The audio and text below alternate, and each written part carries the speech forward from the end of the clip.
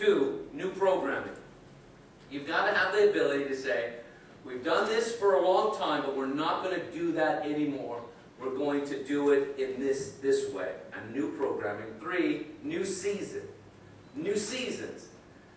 That's why, launching something in the middle of summer, unless it's like a beach outreach, is not a good idea. That's why.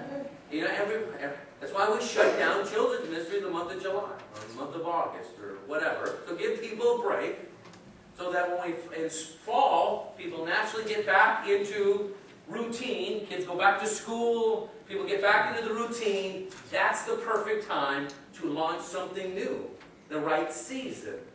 There's different seasons. There's Christmas season, there's the Easter season, there's the summer season, and then there's the fall season. And when is the best time to launch something new?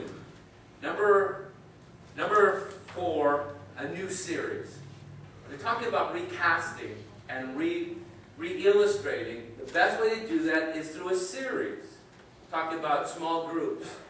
I did a 12-week series on the one another statements of the New Testament. There are 56 one another statements in the New Testament. Jesus, be kind to one another, love one another, pray one another. That koinonia is kind of that one another statement. So Jesus, if there are 56 of them, they're probably pretty important. So I said, can I bring those down to 12? So I did a 12-week series on one another. And after that 12-week, I said, we're going to launch a small group ministry. And no one could say, well, I don't believe in them. I just gave you 12 weeks of the Bible, friend. What Jesus said. So new series are a good way. Number 5, a new look. Aren't you glad you don't wear the same clothes every day? And don't look at your neighbor. A new look can do a lot. And number 6, new venues or new way of doing it. I think this church has done well in that they said, okay, we have a Spanish venue, now we're going to have an English venue. They said, we want to reach people, we want to lose people, let's create a new venue. The final is Matthew 16, 13 through 18. I'm sorry, letter B, I think, improving. Number 1, look for ways to upgrade your presentation. Look for ways to upgrade your presentation. Now, what I mean by presentation, even how I preach, I'm always thinking of new ways to, how do I present it? For lunch, you're either going to eat beef, chicken, turkey. Nobody eats turkeys. Beef, chicken, or fish. What other choices? Lettuce or something, right? So what makes you choose where to go? It's all about the presentation, right? Who presents it? Someone could throw a little, piece of meat on your plate, but it's all about presentation. Why you choose to go eat. They don't cook the same kind of food. It's about presentation. Why should they come to your church? It's about presentation. I'm the chef every Sunday morning, going to present something that's so irresistible that people will want it. That's what I loved about preaching on Sunday. I want to present it in a whole different way. And they may have heard the story of the woman, Jesus washing the disciples' feet, but if I can package it a little bit differently, the presentation, maybe they'll take it. Presentation is huge. Number 2, visit other organizations.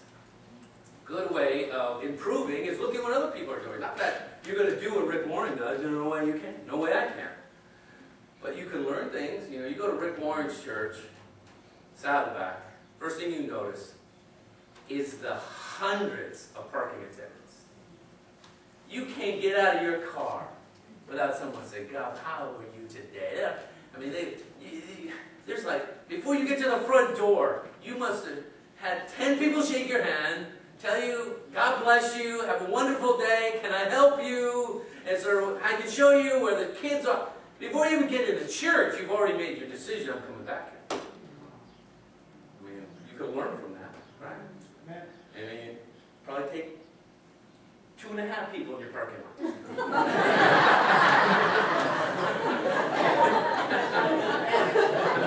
And I can say that because I've been here for a long time.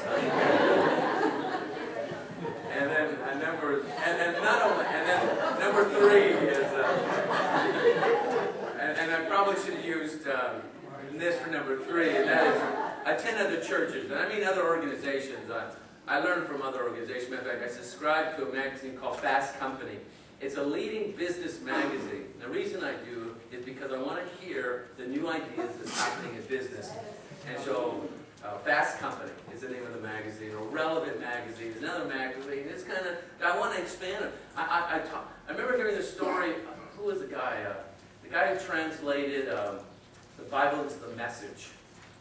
He wanted to learn something other than Bible stuff, so he learned photography, and so that when he would meet people, he could talk intelligently about photography, and then that would lead into talking about Jesus. So visit other organizations, attend other churches. Matthew 16, 13 through 18. When Jesus came to the region of Caesarea Philippi, he asked his disciples, who do people say the Son of Man is? They replied, some say John the Baptist, others say Elijah, still others Jeremiah, or one of the prophets. But what about you, he asked. Who do you say I am? Simon Peter answered, you are the Christ, the Son of the living God. Jesus replied, blessed are you, Simon, son of Jonah, for this was not revealed to you by man, but by my Father in heaven.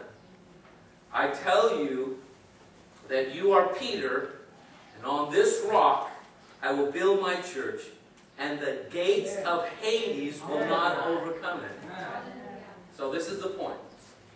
Jesus said the church will prevail. The gates of hell can't overcome the church. He says, I'm giving you the keys. Now, you would think if your dad gave you the keys to the car, he would expect that you knew how to drive it. Right? Here, you need to get somewhere. He has a car, and he's giving you the keys. But my brother-in-law today did traffic school. Don't tell him I said it.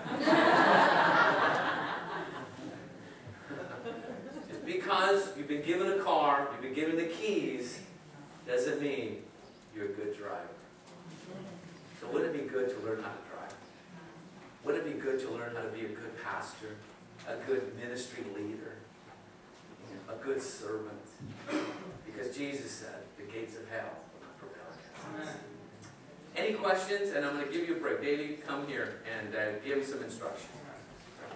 I know we probably don't have time for questions because he told me...